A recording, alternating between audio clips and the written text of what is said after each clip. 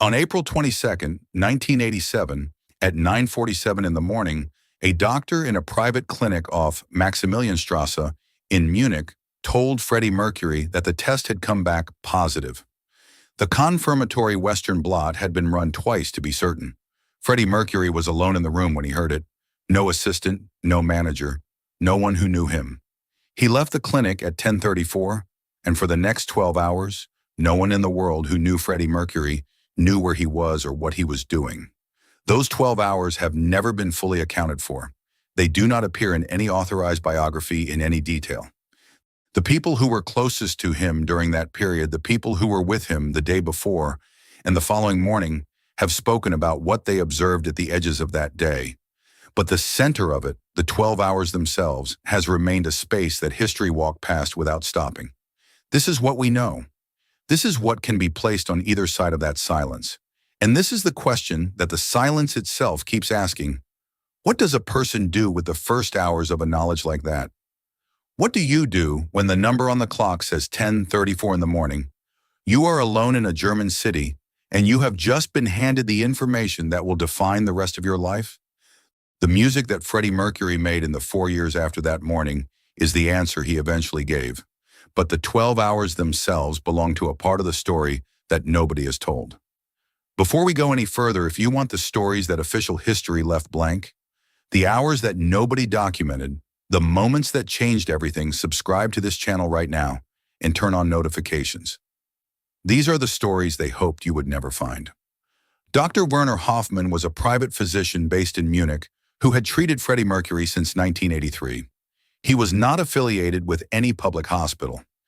He operated a discreet private practice that served, among other clients, a number of figures from the European entertainment and arts world who required medical attention that would not appear in any public record. By 1987, he had known Freddie for 4 years, long enough to understand the particular requirements of a man whose fame made ordinary medical consultation impossible, and careful enough to have maintained, across those 4 years, the complete confidentiality that made the relationship work. The test that returned on April 22nd was a confirmatory result. There had been an earlier indicator. Hoffmann had ordered the Western blot, a more specific diagnostic test, to confirm what the earlier result had suggested. He ran it twice. The protocol for a result of this kind required it. The two results were identical. At 9:47 in the morning, he told Freddie Mercury what the test showed. HIV positive, confirmed. In 1987, this was not a diagnosis with a management plan attached to it. There were no effective antiretroviral combinations. The trajectory of the illness was understood, and the trajectory was one direction. A diagnosis of HIV in April 1987 was, in practical terms, a timeline. It was not a treatment path, it was an endpoint, and everything between now and that endpoint was the question. What Hoffmann said after he gave the result is not known. What he recommended, whether he spoke about timelines, about who should be told, about what came next, has never been disclosed. He died in 1999. His patient files were sealed according to German medical privacy law. What remains is the confirmed fact of the clinic, the confirmed time of departure, and the confirmed time of the next known sighting. 11:15 in the morning at Café Müller on the bank of the Isar River, approximately 20 minutes walk from the clinic. Heike Brandt was a waitress at Café Müller in April 1987. She was 23 years old. She gave a single interview in 2003 to a German cultural magazine, and she has not spoken publicly on the subject since. What she described was this. A man came in alone at around 11:15 in the morning. He sat at a window table overlooking the river. He ordered a coffee. He did not eat. He stayed for approximately 40 minutes. He sat very still watching the river. He did not read anything. He did not write anything. He did not make any telephone calls. When she brought the coffee, he looked up and thanked her, and she noticed she said in the interview that his eyes had the particular quality of someone who is extremely present and simultaneously very far away. She did not recognize him as anyone famous. She described him as a man in his late 30s, slight build, dark hair, wearing a gray wool coat. She said he tipped generously and left without hurrying. 40 minutes at a window table above the Isar River. The river in April moves fast and cold. the runoff from the Alps still in its color.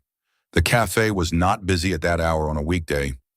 There would have been the sound of the river through the glass, and the sound of the city starting its ordinary morning, and a man sitting with his coffee and the new knowledge inside him. Freddie Mercury walked from Café Mueller back into the city. His apartment was on Rosenheimer Strasse in the Heidhausen district, a 20-minute walk from the cafe. He was there by midday. His neighbor in the building, an elderly Munich resident who has spoken briefly about this period in a 2009 documentary, reported hearing piano from Freddie's apartment intermittently through the afternoon. Not continuous. Intervals. Long silences, and then piano again. The neighbor described it as quiet playing, not the kind of playing associated with performance or composition. The kind of playing associated with sitting at the keys because the keys are there. At 11:17 that evening, Freddie Mercury called Jim Beach.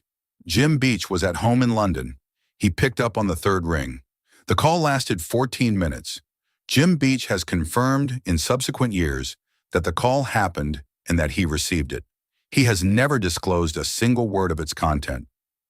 14 minutes.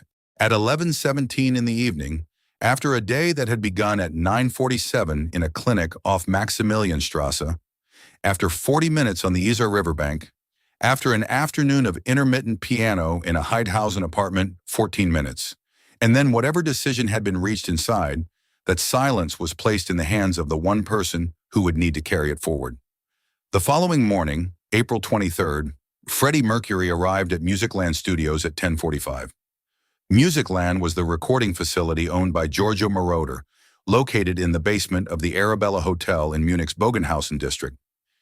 Queen had been working there since 1979, and Reinhold Mack, the German producer, who had become one of the key creative figures in their Munich recordings, was already in the control room when Freddie arrived. Reinhold Mack has spoken in interviews about the recording sessions of this period.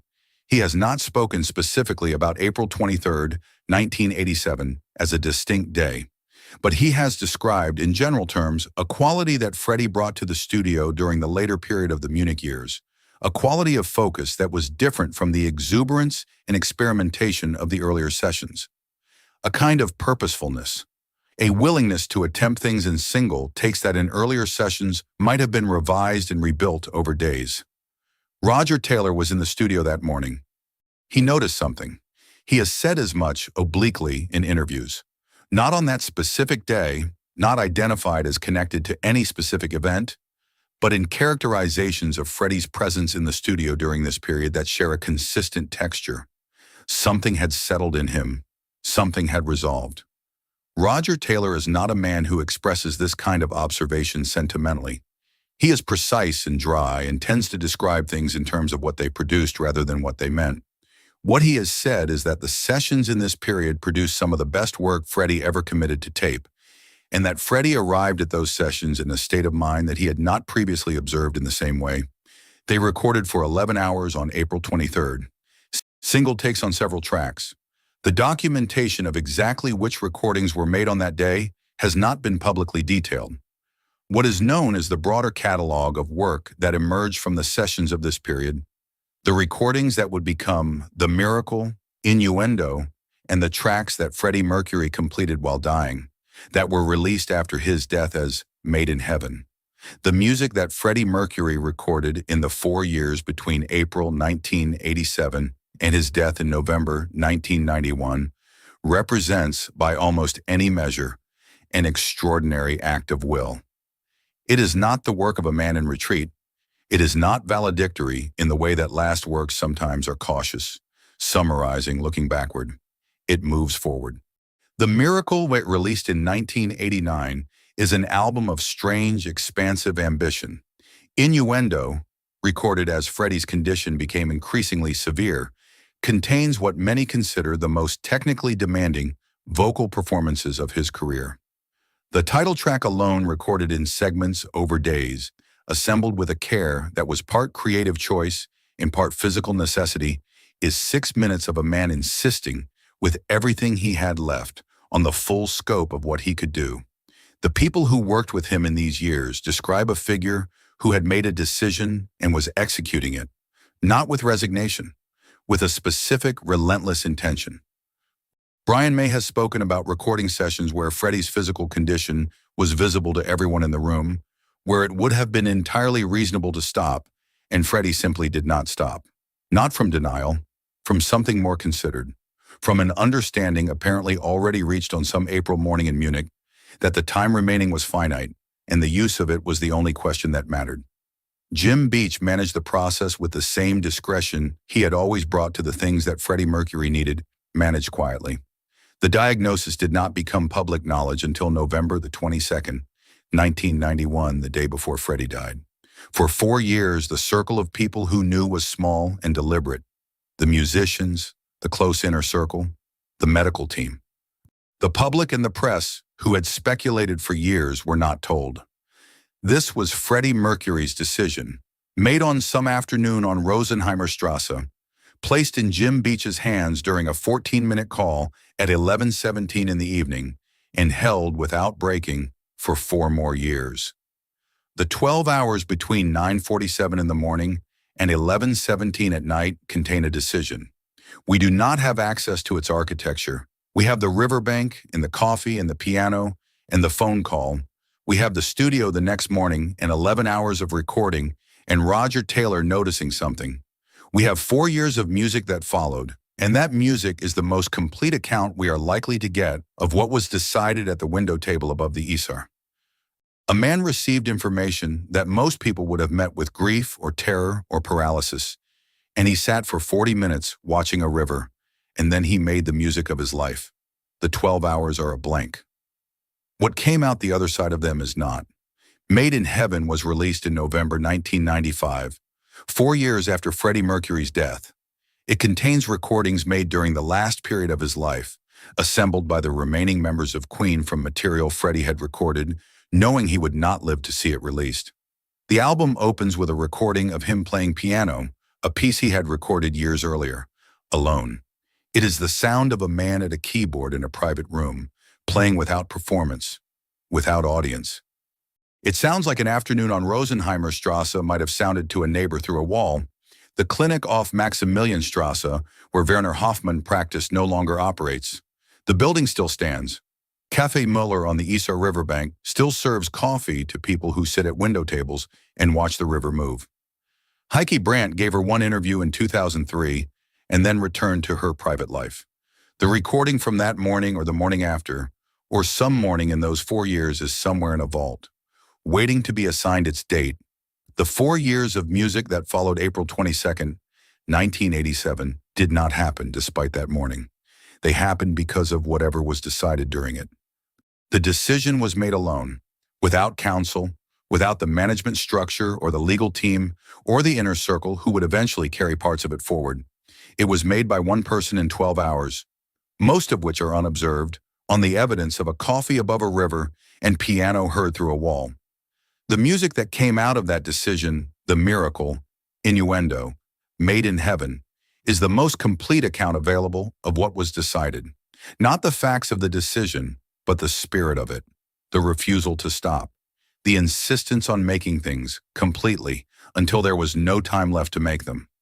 Jim Beach has kept the content of the 14-minute call private for 38 years. He has confirmed it happened. He has said it was Freddie. He has said nothing else. The 14 minutes have produced, in the years since, an extraordinary amount of music that exists in the world and continues to find people who need it. Whatever was said in those 14 minutes sent Freddie Mercury into the studio the next morning and kept him there for 4 more years. That is what we know. The rest is between 2 people, one of whom is gone, and a river in Munich that was moving that morning and is moving still. If this story stayed with you, if you believe the hours that history skipped deserve to be examined, subscribe to this channel and turn on notifications. We are not finished.